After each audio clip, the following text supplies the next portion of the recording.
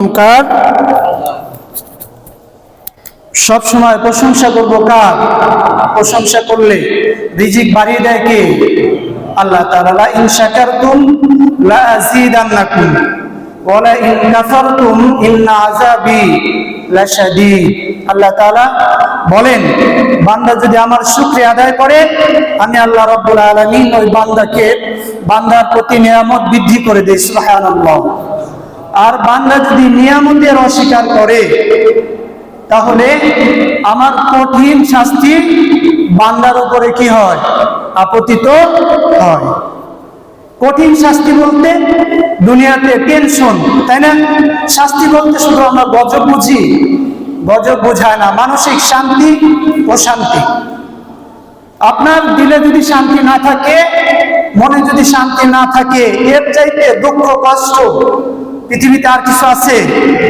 আপনি গজব হইলে আপনি ক্ষণিকের জন্য অশান্তিতে রইলেন, তারপর আপনি কি দুনিয়া থেকে চলে গেলেন, তাই না? কিন্তু আপনার যদি জন্মের পর থেকে শুধু অশান্তি আর অশান্তিতে ভোগেন, যখন আপনার সেন্স এসেছে তারপর থেকে আপনি কিসে নাই? শান্তির মাঝে নাই, আপনি শুধু অশান্তিতে আছেন। তাহলে এই যে অশান্তি, এর চাইতে কষ্ট আর আছে? এই জন্য আল্লাহ তাআলা বলছেন যে বান্দা যদি আমার নিয়ামতের শুকরিয়া আদায় করে আমি আল্লাহ রাব্বুল আলামিন বান্দার প্রতি নিয়ামতকে কি করে দেই? বৃদ্ধি করে দেই। আর যদি বান্দা আমার নিয়ামত পাওয়ার পরেও অস্বীকার করে তাহলে আমি বান্দাকে কি দেই? বিভিন্ন ধরনের শাস্তি দিয়ে থাকি। তো আমরা জানি পৃথিবীতে আল্লাহ তাআলার অসংখ্য নিয়ামত আছে, তাই না? আল্লাহ তাআলার নিয়ামতের গুণে শেষ করতে পারবেন? পারা যাবে না। আল্লাহ তাআলার অসংখ্য নিয়ামতের মাঝে একটা নিয়ামত হচ্ছে সম্পদ। একটা নিয়ামত কি? সম্পদ। ভালো করে শুনবেন, এই সম্পদ অল্প থাকলেও সম্পদ, আবার বেশি পরিমাণে থাকলেও সম্পদ। আল্লাহ তাআলা আপনাকে যেই পরিমাণে সম্পদ দেন না কেন, এই সম্পদের হক আদায় করতে হবে। সম্পদের প্রতি আপনার কি থাকতে হবে? সন্তুষ্ট থাকতে হবে। যদি থাকেন তাহলে আল্লাহ তাআলা আপনার প্রতি সম্পদ আরো কি করে দিবেন? বৃদ্ধি করে দিবেন। আর যদি আপনি অল্প পরিমাণে সম্পদ পাওয়ার পরেও আপনার ইচ্ছা আকাঙ্ক্ষা যদি ওই সম্পদে তুষ্টি না থাকে তাহলে আল্লাহ তাআলা আপনার থেকে সম্পদ কি করে নেবেন? কেড়ে নেবেন। এই জন্য আল্লাহ তাআলা সূরাতুল কিসাসের ৭৭ নম্বর আয়াতে আল্লাহ তাআলা বলে দিয়েছেন, ওয়াবতাগি ফীমা আতাকাল্লাহু দারুল আখিরাতা ওয়া লা তানসা নাসীবাকা মিনাদ দুনিয়া ওয়া আহসিন কামা আহসানাল্লাহু ইলাইকা ওয়া লা তাবগিল ফাসাদা ফিল আরদি ইন্নাহু লা ইউহিব্বুল মুফসিদিন। আল্লাহ তাআলা এই আয়াতের মাঝে আমরা সম্পদকে কিভাবে বন্টন করব, কিভাবে ব্যয় করব, এই জন্য আল্লাহ তাআলা ৪টা শর্ত জুড়ে দিয়েছেন যে সম্পদ আসার পরে আমাদের কি করণীয় আছে, কি কি কাজ করব। আগে পয়েন্টগুলো ভালো করে শুনে নেন। যে আল্লাহ তাআলা বলছেন ওয়াবতাগি ফীমা আতাকাল্লাহু দারুল আখিরাহ। এখানে একটা শর্ত দিয়েছেন, দারুন অর্থ হচ্ছে বাড়ি। দারুন শব্দের অর্থ কি? বাড়ি। কথা বলবেন, ঘর। আপনাদের আমাদের দুনিয়াতে ঘর নাই, বাড়ি নাই, নিবাস নাই। আল্লাহ তাআলা বলছেন যে আমি তোমাকে যেই সম্পদ দিয়েছি সেটা অল্প পরিমাণে হতে পারে, বেশি পরিমাণে হতে পারে। যদি অল্প হয় তাহলেও তোমাকে কি করতে হবে? আখিরাতের জন্য আখিরাতে যেই সামান আছে সেটাকে কি করতে হবে? ক্রয় করতে হবে। বেশি দিলেও ক্রয় করতে হবে, অল্প দিলেও তোমাকে আখিরাতের জন্য কি করে যেতে হবে? সামান ক্রয় করে যেতে হবে। ১ নাম্বার শর্ত ভালো করে স্মরণ রাখবেন যাতে করে পরবর্তীতে আলোচনা করতে কাজে লাগে।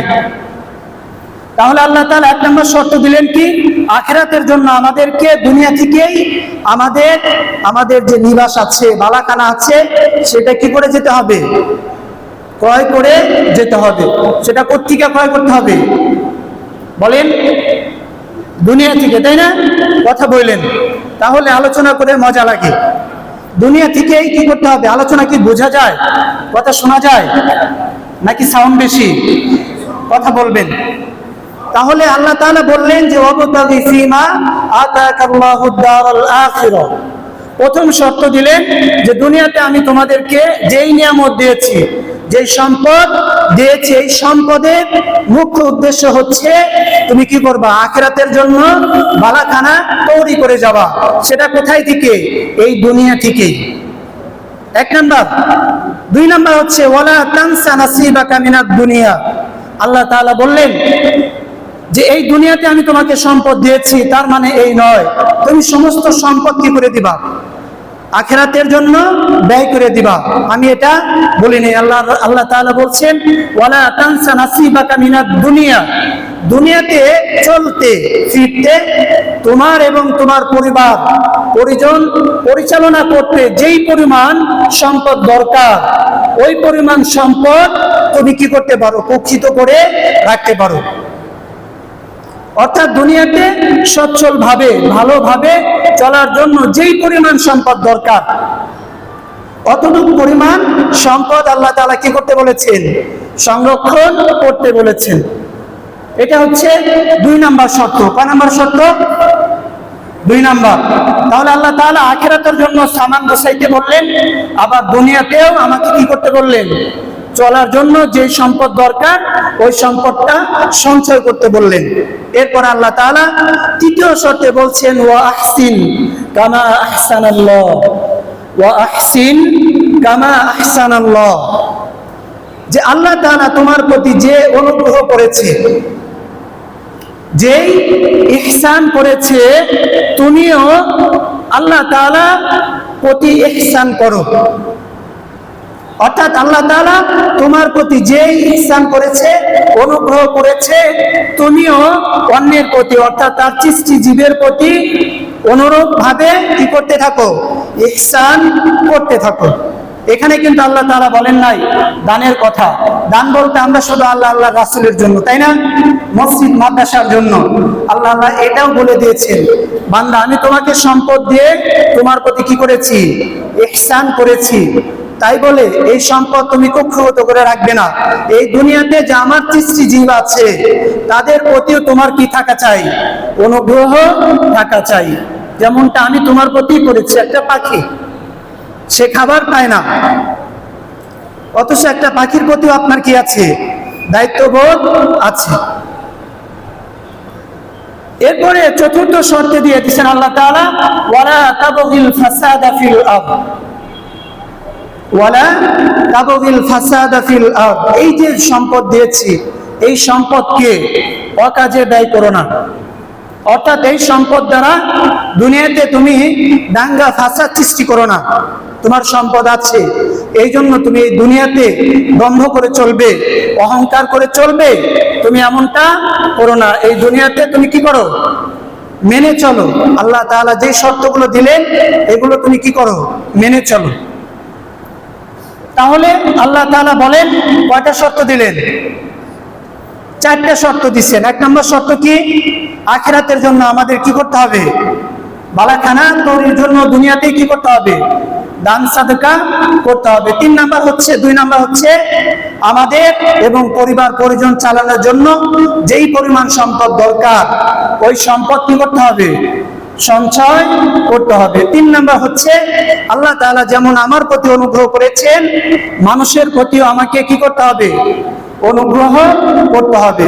4 নাম্বার আল্লাহ তাআলা বলছেন ওয়ালা তাবগিল ফাসাদা ফিল আরদ, এই সম্পদের মোহে পড়ে তুমি দুনিয়াতে কি করো না, দাঙ্গা ফাসাদ করো না। ইন্নাহু লা ইউহিব্বুল মুফসিদিন, নিশ্চয় আল্লাহ তাআলা ফাসাদকারী যারা আছে তাদেরকে কি করেন না, পছন্দ করেন না। 4 নাম্বার আয়াতটা একটু বোঝেন। এই আয়াতটা যখন নাজিল হয় আল্লাহ রাসূল সাল্লাল্লাহু আলাইহি ওয়াসাল্লাম সাহাবীদেরকে যে সম্পদ বন্টন নীতিতে কিভাবে দান করবেন, কি পরিমাণ সম্পদ কুক্ষিত করবেন, এই ব্যাপারে এই আয়াত নাজিলের পরে আল্লাহ রাসূল সাল্লাল্লাহু আলাইহি ওয়াসাল্লাম সাহাবীদেরকে 2টা মেসেজ দিয়েছেন। 2টা মেসেজের একটা মেসেজ হচ্ছে যে আমার ভাই মুসা ছিল, যে তার ভাই কারুন ছিল, তোমরা কারুনের জীবনীটা কারণ যে ছিল তার জীবনী থেকে তোমরা শিক্ষা গ্রহণ করে তোমরা কি করতে পারো, সম্পদ ব্যয় করতে পারো অথবা কক্ষিগত রাখতে পারো।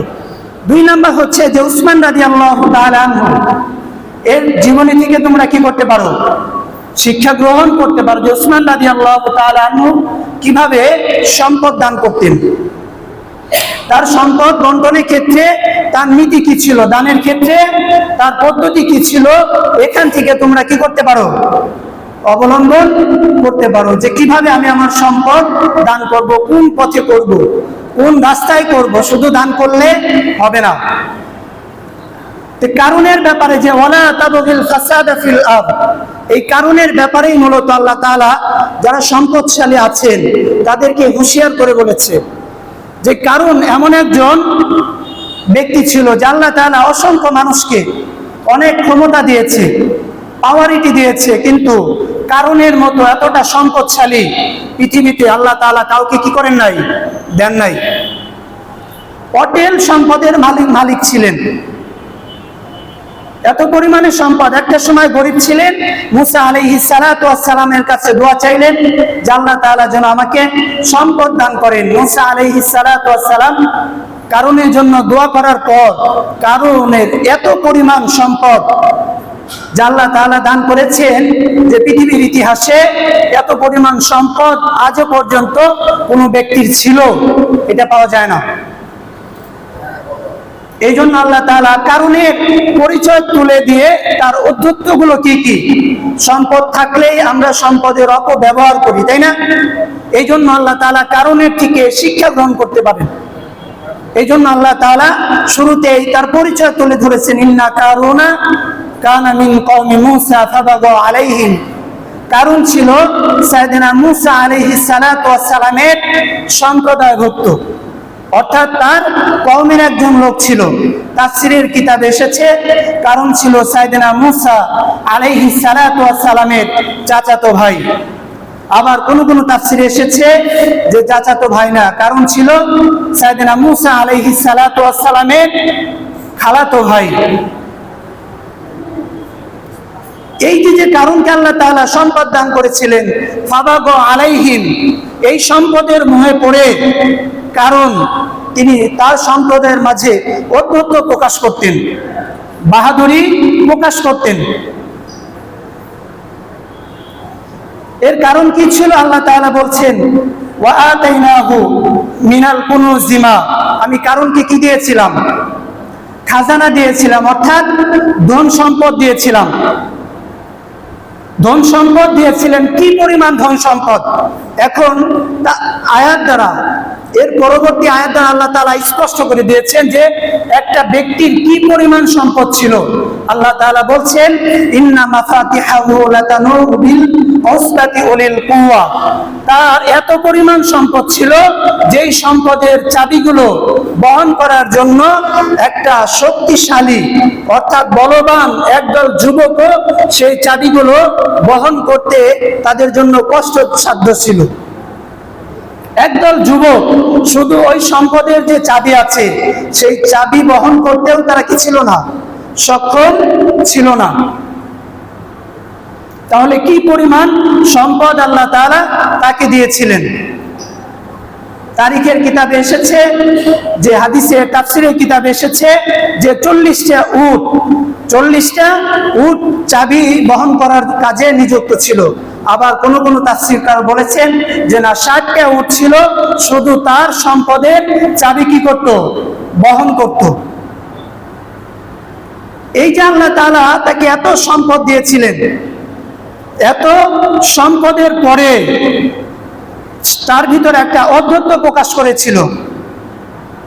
সে যখন তার গোত্র থেকে বের হতো, আল্লাহ তাআলা বলেন, ফাখরাজা আলা কওমিহি ফি জিনাত। জিনাত শব্দের অর্থ হচ্ছে চাকচিক্য সহকারে। আমরা যখন বাসা থেকে বের হই স্বাভাবিকভাবে বের হই, তাই না?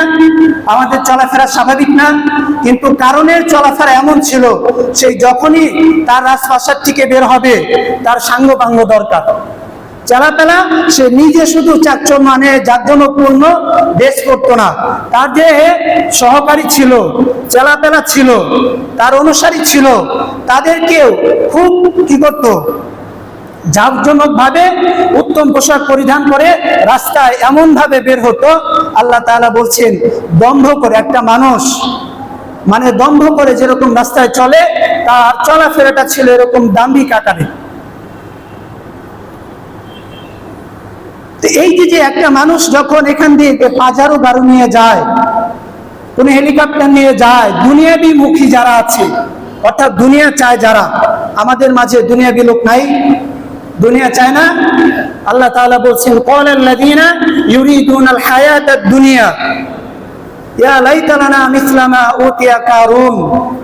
তারা এই কারণের দাম্ভিকতা যেই চলাফেরা করতো, যে খুব উদ্ধত ভাবে জাঁকজমকের সাথে চলাফেরা করতো, এইটা দেখে দুনিয়ার কিছু লোক ছিল, তারা আফসোস করতো, হায় আমাদেরও যদি কারণের মতো এত পরিমাণ সম্পদ থাকতো, এই পরিমাণ সম্পদ থাকতো, তাহলে আমরাও তার মতো কি করতে পারতাম, এই জমিনে জাঁকজমক ভাবে চলতে পারতাম। এটা একদিন নয়, দিনের পর দিন চলতেছিল। কারণ এইভাবে উদ্ধত ভাবে চলার পরে আল্লাহ তাআলা সাইয়েদনা মূসা আলাইহিস সালাতু ওয়াস সালামকে বললেন যে, মূসা যাও, এবার কারণকে যা বলো যে তার সম্পদ থেকে কি করতে, দান সাদকা করতে, যাকাত দিতে, যাকাত দেওয়ার জন্য। সেজন্য এই সম্পদের মহে পড়ে দুনিয়াতে দাম্ভিক ভাবে, অহংকার বশত এই দুনিয়াতে না চলে, উদ্ধত ভাবে না চলে, তাকে বলো তার সম্পদের যথাযথ বন্টন নীতিতে সেজন্য চলে। ইয ক্বালা লিআবিহি ওয়া কওমিহি, আল্লাহ তাআলা বলছেন যে তুমি যাও, তাকে দাওয়াত দাও। কি দাওয়াত দিবে? যে আল্লাহ তাআলা বলছেন যে ওয়াবতাগি ফীমা আতাকাল্লাহুদ দারুল আখিরাহ, দারুল আখিরাহ, তোমাকে আল্লাহ তাআলা দুনিয়াতে সম্পদ দিয়েছেন, এই সম্পদের প্রকৃত মালিক তুমি নও। এই সম্পদ ক্ষণিকের জন্য, তোমার ডেথ হয়ে যাবে, এই সম্পদের অধিকার তোমার শেষ। এই সম্পদে তুমি যতদিন দুনিয়াতে আছো ততদিন তুমি কি করবে, ভোগ করতে পারবে। এরপরে ওয়াহসিন কামা আহসানাল্লাহ, সম্পদ আল্লাহ তাআলা তোমাকে দিয়ে আল্লাহ তাআলা তোমার প্রতি যেমন অনুগ্রহ করেছেন, তুমিও মানুষের প্রতি কি করো, তদরূপ অনুগ্রহ করো। ওয়ালা তাবগিল ফাসাদা ফিল আরদ, তুমি সম্পদকে কাজে লাগিয়ে জমিনে দম্ভ ভরে কি করো না, চলাফেরা করো না। সাইয়েদনা মূসা আলাইহিস সালাতু ওয়াস সালাম যখন এই উপদেশগুলো দিলেন, এই উপদেশগুলো কারণের ভালো লাগে নাই। কারণ বলে, আল্লাহ তাআলা রিপিট করে দিয়েছেন, ক্বালা ইন্নামা উতিতুহু আলা ইলমিন ইনদি। কারণ বলে, মূসা এই যে সম্পদগুলো দেখো, এটা কিন্তু আমার যোগ্যতা বলে, আমার জ্ঞানের বিনিময়ে আমি এই সম্পদ অর্জন করেছি। এটা এমনি এমনি আল্লাহ তাআলা দেন নাই আমাকে, আমি এই সম্পদের দাবিদার বিধেয়ী আল্লাহ তাআলা আমাকে কি করেছেন, এই সম্পদের মালিক বানিয়েছেন। তাছাড়া আমার মতো অনেক লোক আছে, আল্লাহ তাআলা তাদেরকে কি করেন নাই, সম্পদ দেন নাই। আল্লাহ তাআলা আয়াত নাজিল করে জানিয়ে দিলেন, মূসাকে বললেন, মূসা আওয়ালাম ইয়ালাম আন্নাল্লাহা ক্বাদ আহলাকা মিন ক্বাবলিহি মিনাল কুরুনি মান হুয়া কুওয়াতা ওয়া শাদ্দু কুওয়া, তুমি কি জানো না? কারণ কি আল্লাহ তাআলা বলছেন যে, মূসা তুমি বলে দাও যে তোমার চাইতে শক্তিশালী আরো অনেক জাতি ছিল, অনেক ক্ষমতাবান ব্যক্তি ছিল, আমি তাদেরকেও কি করে দিয়েছি, ধ্বংস করে দিয়েছি। তুমি তো শুধু সম্পদের মালিক, তোমার কোনো কি নাই, ক্ষমতা নাই। এই সম্পদকে কাজে লাগিয়ে তুমি দাম্ভিক ভাবে এই দুনিয়াতে কি করো, চলাফেরা করো। কিন্তু এই কারণ ছিল ফেরাউনের জামানায়। কার জামানায়? ফেরাউনের জামানায়। মূলত তার শক্তি ছিল কে? ফেরাউন। তার সম্পদকে কাজে লাগিয়ে ফেরাউন ক্ষমতা খাটাইত। এই জন্য আল্লাহ তাআলা বললেন যে তোমার চেয়ে অনেক শক্তিশালী ব্যক্তি ছিল, তাদেরকে আমি কি করে দিয়েছি, ধ্বংস করে দিয়েছি। এই জন্য আল্লাহ তাআলা তোমাকে বলেছেন যে ওয়াহসিন কামা আহসানাল্লাহু ইলাইকা ওয়ালা তাবগিল ফাসাদা ফিল আরদ, যে তুমি তোমার প্রতি আল্লাহ তাআলা যেমন অনুগ্রহ করেছেন তুমিও তার প্রতি কি করো, তদুরূপ অনুগ্রহ করো। তুমি কি করো না, মানুষের প্রতি জুলুম করো না। এই কথাগুলো যখন মূসা আলাইহিস সালাতু ওয়াস সালাম বারবার কয়েকদিন রিপিট করতে থাকলেন, এইটা কারণের ভালো লাগলো না। কারণ কিভাবে মূসা আলাইহিস সালাতু ওয়াস সালামকে শায়েস্তা করা যায়, কিভাবে তাকে অপমানিত লাঞ্ছিত করা যায়, একটা পন্থা অবলম্বন করলো। পন্থাটা কি? মূসা আলাইহিস সালাতু ওয়াস সালাম একবার জুমার খুতবা দিতেছিলেন। জুমার খুতবায় তিনি বলেছিলেন, যদি কেউ চুরি করে তাহলে তার কি করে দাও, হাত কেটে দাও, তার হাত কেটে দাও। যদি কেউ জিনা করে অবিবাহিত মেয়ের সাথে তাহলে তাকে বেত্রাঘাত করো, আর যদি কেউ বিবাহিত নারীর সাথে জিনা করে তাহলে তাকে পাথর মেরে হত্যা করে ফেলো। এই কথাগুলো বলার পরে ফিরআউন দাঁড়িয়ে গেছে। ফিরআউন বলছে যে মূসা, তুমি যে এই কথাগুলো বললা, এই কথাগুলো কি আমাদের জন্য প্রযোজ্য নাকি এটা তোমার জন্য প্রযোজ্য? এটা কি তোমার ক্ষেত্রেও মানে বলবৎ থাকবে নাকি শুধু আমাদের ক্ষেত্রে? তো মূসা আলাইহিস সালাতু ওয়াস সালাম বললেন যে না, এটা আমার ক্ষেত্রেও কি বলবৎ, এটা শুধু তোমাদের ক্ষেত্রে একা না। তখন কারণ বলল যে তুমি তো কয়েকদিন আগে এক নারীর সাথে কি করেছো, ব্যভিচার করেছো। নাউজুবিল্লাহ, তুমি তো এক নারীর সাথে ব্যভিচার করেছো। মূসা আলাইহিস সালাতু ওয়াস সালাম জনসম্মুখে বললেন, ঠিক আছে, তাহলে ওই নারীকে উপস্থিত করো, হাজির করো। এখন ওই নারীকে তো আগেই, কারণ ধন সম্পদ দিয়ে তাকে তো আগেই বলেছে যে আমি যা যা বললাম তুমি ওখানে গিয়ে তাই কি করবা, বলবা। তো ওই নারীকে আনার পরে, যে একটা নর্তকী ছিল, তা ওই নারীকে আনার পরে ওই নারী যখন সাইয়েদনা মূসা আলাইহিস সালাতু ওয়াস সালাম কে দেখার পরে, যে আল্লাহর নবীকে দেখার পরে সে নিজেই থক হয়ে গেছে। যে এত সুন্দর চেহারা, যে এতটা ভদ্র মানুষের মানে বিরুদ্ধে আমি অন্যায় কাজ করি, আমি আমার সতীত্ব বেঁচে খাই, ঠিক আছে, কিন্তু একটা নিষ্পাপ মানুষকে আমি এতগুলো মানুষের সামনে লাঞ্ছিত করতে পারি না। এতে আমার জীবন যদি যায় চলে যাক। কিন্তু ওই মহিলাও দেখা যায় যে দাঁড়িয়ে সবার সামনে বলেছিল যে না, আমাকে তো কারণ টাকা দিয়েছিল, সম্পদ দিয়েছিল, যাতে করে মূসার বিরুদ্ধে কি করি, অপবাদ দেই। এই যে অপবাদের পিছনে কারণ কি, সম্পদ, তাই না? এই জন্য এই এখনো বর্তমানে আমরা সম্পদকে অসৎ কাজে কি করি, লাগাইতেছি, সৎ কাজে ব্যবহার করি না। মূসা আলাইহিস সালাতু ওয়াস সালাম খুব ব্যথিত হলেন, আল্লাহ তাআলার কাছে কি করলেন, দোয়া করলেন। আল্লাহ তাআলা মূসা আলাইহিস সালাতু ওয়াস সালামের দোয়ার বদৌলতে তার পরের দিনই, তাফসীরের কিতাবে এসেছে যে তার পরের দিন কিভাবে দাম্ভিকতা করত। আপনারা যারা দেখেছেন ঢাকা কিছু কুট্টি যারা আছে, চেনেন না, তারা কিন্তু সাদা লুঙ্গি বলে না, সাদা লুঙ্গি পরে, তাই না? তারিখের কিতাবে এসেছে লুঙ্গিগুলো পায়ের থেকে একটা লুঙ্গি এক হাত দিয়ে উঁচে করে হাঁটে না রাস্তাঘাটে, এইভাবে তার পরের দিন এইভাবে লুঙ্গিটা উঁচা করে দাম্ভিক ভাবে কি করতেছিল, চলতেছিল।